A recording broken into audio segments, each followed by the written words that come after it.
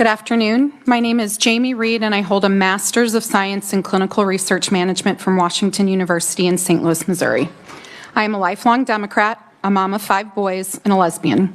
I am also the public whistleblower from a pediatric gender center. I saw patients from the age of 3 until the age of 26, and I worked with nearly 1,500 unique patients. I worked in pediatric gender medicine for nearly 5 years, and I was once a true believer. What I learned is that these outcomes are based on poor research with poor evidence and poor outcomes. Last week, 2 new systematic reviews of evidence were published in Canada, both of those finding that puberty blockers and cross-sex hormones have limited to no evidence to support their use. Last night in Queensland, Australia, puberty blockers were banned for those under the age of 18. In the center where I worked, I saw directly the patients who were harmed by these interventions, patients whose mental health got worse after initiation, patients who mourned the permanent changes to their bodies. We had a patient who had their breasts surgically removed call us 3 months later, devastated, begging for us to put her breasts back on.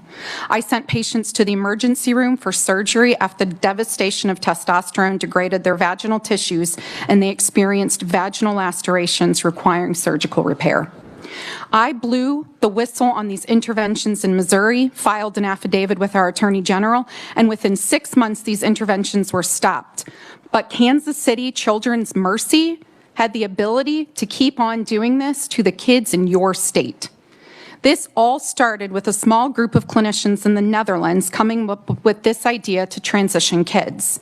They were seeking the children that they believed would go on to have lifelong trouble with their sex and intervene when they were young. Why? Because the transsexual adults that they were working with were not doing well. When they completed their first study, they found that these young people were proto-gay youth. 68 out of 70 were same-sex attracted, and they transitioned them.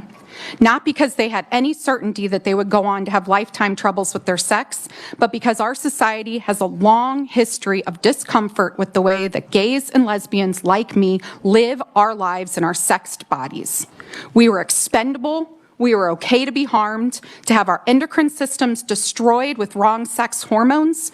We were okay to have our fertility taken away. We were okay to have our sexual function destroyed.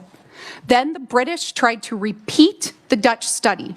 They cast a wider net, and this time they caught the proto-gay youth, and now they're catching the vulnerable kids with autism and trauma. They transitioned them, and they tried to do the study again, and the outcomes were so poor that they buried the research. The British have now banned the use of puberty blockers. Then we caught